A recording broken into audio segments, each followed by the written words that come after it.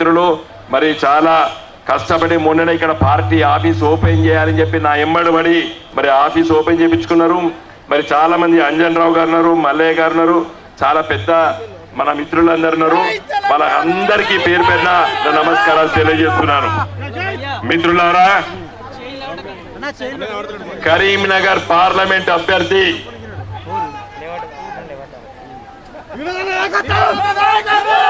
తప్పనిసరిగా వేయాలి, నన్ను గెలిపించాలి.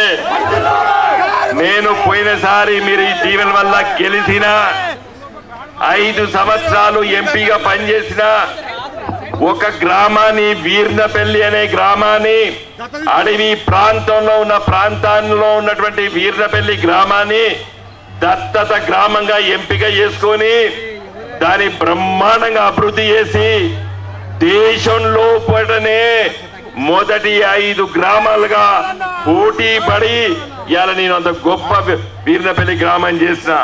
మా కొండయ్య అన్నాడు, అన్నాను ఒక హామీ ఇవ్వాలి అన్నాడు, నీ గెలుపు ఖాయము. నువ్వు వచ్చే గెలిచిన తర్వాత సంసద్ ఆదర్శ గ్రామ యోజన కింద బోయినపల్లి గ్రామాన్ని స్వీకరించాలని చెప్పి నువ్వు తప్పనిసరిగా ఈ గ్రామాన్ని సంసద్ ఆదర్శ గ్రామ యోజన అంటే దత్తత గ్రామంగా మొదలై చెప్తున్నాను. నా ఉపన్యాసం కంటే మొదలై చెప్పి ఇది బ్రహ్మాండంగా దీన్ని తీర్చిదిద్దుతాను. నేను గత ఎంపీ ఉన్నప్పుడే ఈ సింగిల్ రోడ్డును డబల్ రోడ్డుగా మార్పించి నేనే ఆ రోజు ప్రతిపాదన పెట్టి ఈ సింగిల్ రోడ్డును డబల్ రోడ్డుగా చేపించిన. ఇటు 8 కిలోమీటర్లది గంగాధర, అటు మరి కొదురుపాకు ఉన్నది, మధ్యలో ఉన్నది. దీన్ని బ్రహ్మాండంగా తీర్చిదిద్దుతాం. రైల్వే స్టేషన్ వచ్చింది ఇక్కడనే.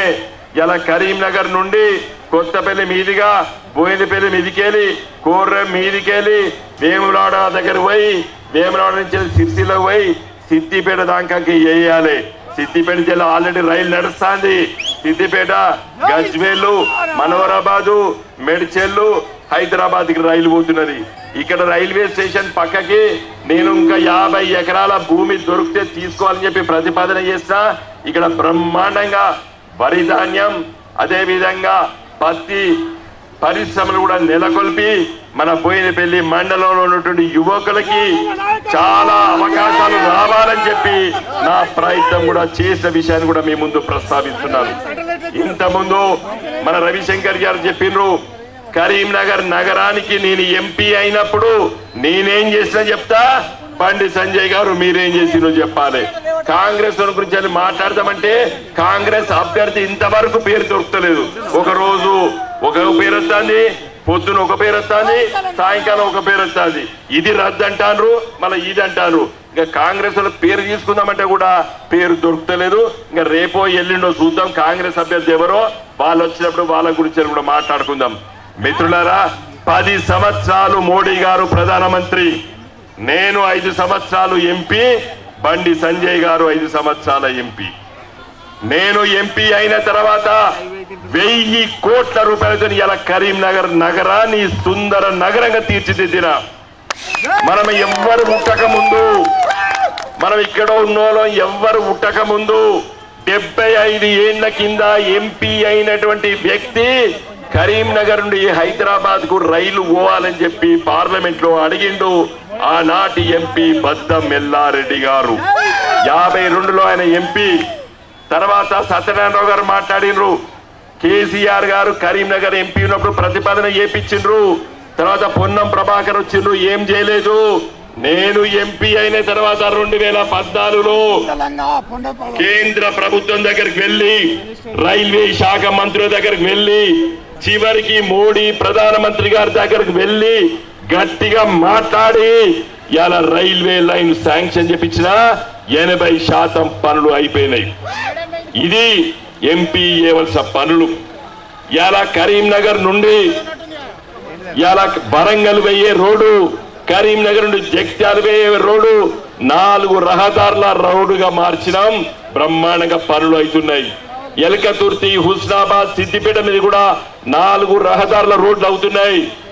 నా దృష్టిలో కరీంనగర్ నుండి రాజీవ్ రహదారిని కూడా పెద్ద ఎత్తున దాన్ని చెయ్యాలని చెప్పి పార్లమెంట్ లో గొంతు చించుకొని మాట్లాడినా ఒప్పుకున్నాడు. దురదృష్టవశాత్తు 2019లో మరి కరీంనగర్ ప్రజలు నన్ను ఓడగొట్టిండ్రు. అయినా నేను ఉత్తగలేను, ఇవన్నీ కూడా ముందుకు తీసుకెళ్లి పనిచేస్తున్నాను. కరీంనగర్ లో మన యువకులకి ఒక మంచి శిక్షణ కేంద్రం ఉండాలని నేను సింగపూర్ పోయి ఆ ప్రభుత్వంతో మాట్లాడి కేంద్ర ప్రభుత్వం దగ్గర అనుమతుల కోసం దరఖాస్తు పెట్టిన, ఎన్నికలు వచ్చినాయి, నేను ఓడిపోయినా దాన్ని పట్టించుకోలేదు బండి సంజయ్ గారు. ఈరోజు గ్రామీణ ప్రాంతాల్లో ఉన్నటువంటి యువకులకి శిక్షణ కావాలి.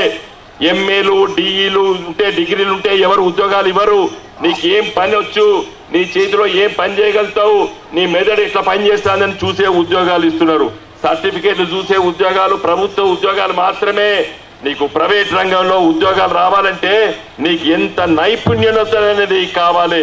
కాబట్టి స్కిల్ డెవలప్మెంట్ కేంద్ర ప్రభుత్వము బ్రహ్మాండంగా యువకులకి శిక్షణ ఇవ్వాలని, ఇలా జీవితంలో పని చేసేటువంటి నైపుణ్యత రావాలని ఇలా 150 రకాల ఉద్యోగాలకు శిక్షణ ఇచ్చేటువంటి కేంద్రాన్ని కరీంనగర్ లో నెలకొల్పాలని చెప్పి నేను రేపు మీకు హామీ ఇస్తున్నాను. మీరు గెలిపించండి, నేను దాని ఎమ్మడిబడి పట్టుకొని వస్తా. కేంద్రంలో ఎవరు ప్రధానమంత్రి ఉన్నా, ఏ నాయకుడి ప్రభుత్వం ఉన్నా ఢిల్లీలో తిరిగి నేను తీసుకొని వస్తానని చెప్తున్నాను.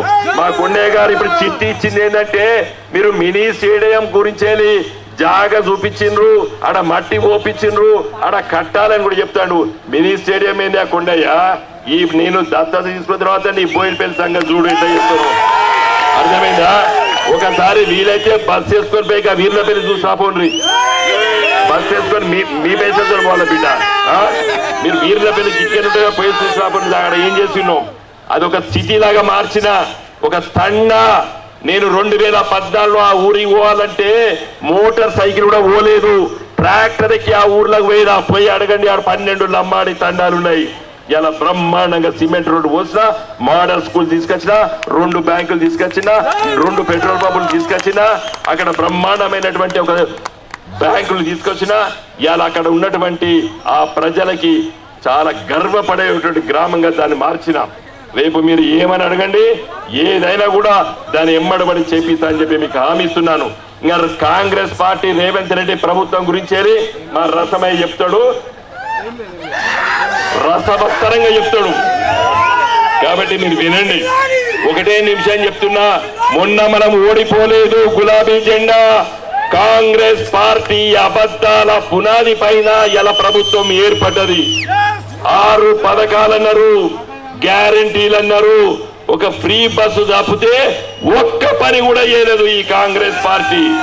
ఏమంటాడు రేవంత్ రెడ్డి, ప్రజలు మోసపోవడానికి సిద్ధంగా ఉన్నప్పుడు నేను మోసం చేస్తా అని చెప్పేటువంటి గొప్ప నాయకుడు ఈ ప్రపంచంలో నేను ఎవరిని చూడలేదు, ఒక రేవంత్ రెడ్డినే చూసిన. అంత ధైర్యం. ప్రజలు మోసపోవడానికి సిద్ధంగా ఉన్నారు, మోసం చేస్తేనే వాళ్ళకి ఇష్టము అని చెప్పే నాయకుడు ప్రపంచంలో ఎవరు లేడు. నేను మోసం చేస్తా అని చెప్తున్నాడు, నిజంగా చేసిండు. ఇలా కళ్ళల కడ బట్టలు వచ్చినాయి. 500 రూపాయలు బోనస్ అన్నాడు, 2203 రూపాయలు కనీస మద్దతు ధర. 500 రూపాయలు క్వింటాల్కి ఇవ్వాలంటే 2703 రూపాయలు రావాలి మనకు. ఇలా దురదృష్టవశాత్తు రైతులు 1850 రూపాయలకు అమ్ముకుంటున్నారా లేదా? అమ్ముకుంటున్నారా లేదా? రేవంత్ రెడ్డి ఇచ్చిన హామీ 500 మర్చిపోతున్నాం మనం. ఉన్న ధర కూడా పెట్టేటోడు కొనేటోడు ఎవడు లేడు.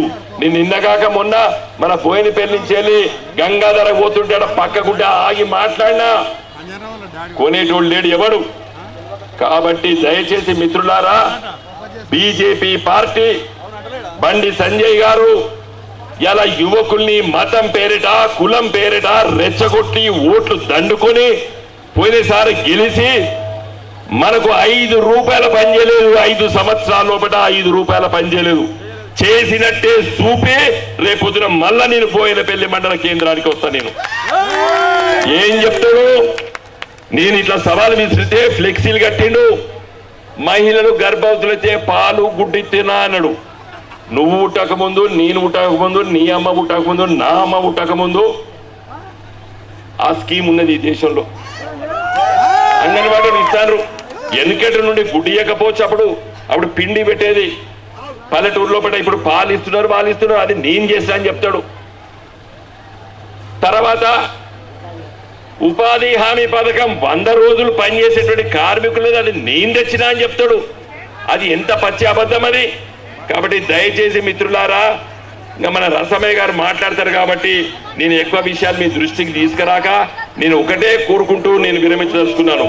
నన్ను గెలిపించండి, నేను మీ మధ్యన ఉంటా, మీ సమస్యలు పరిష్కారం చేస్తా. ఈరోజు తెలంగాణ గొంతు పార్లమెంట్లో ఉండాలి. ఎందుకంటే తెలంగాణ ప్రజల సమస్యలు పరిష్కారానికి కేవలము గులాబీ జెండా ఎంపీలు మాత్రమే పనిచేయగలుగుతారు. తెలంగాణ సమస్యలు తెలంగాణ కళ్ళతోని, తెలంగాణ గుండెతోని, తెలంగాణ మనసుతోని అర్థం చేసుకునే ఎంపీ ఇలా పార్లమెంట్లో ఉండాలి. కాబట్టి దయచేసి మిత్రులారా, ఊరున తిరగండి, ప్రతి ఓటర్ని కలవండి, మరి కారు గుర్తుపై ఓటేసి మీ వినోదనను గెలిపించాలని చెప్పి ప్రార్థిస్తూ సెలవు తీసుకుంటున్నా. జై తెలంగాణ. మిత్రులు రసమయ్య బాలకిషన్ గారిని మాట్లాడవలసిందిగా కోరుతున్నాను. నిజంగా ఇంకా ఇద్దరు కూడా మాట్లాడేది ఉండే సమయం లేదు. మీరందరూ కూడా గ్రామాలకు పోవాలనే ఆసక్తితో ఉన్నట్టు నాకు అవపడుతుంది. కాబట్టి రసమయ్య గారు మాట్లాడతారు. రసమయ్య గారు మాట్లాడండి. జై తెలంగాణ.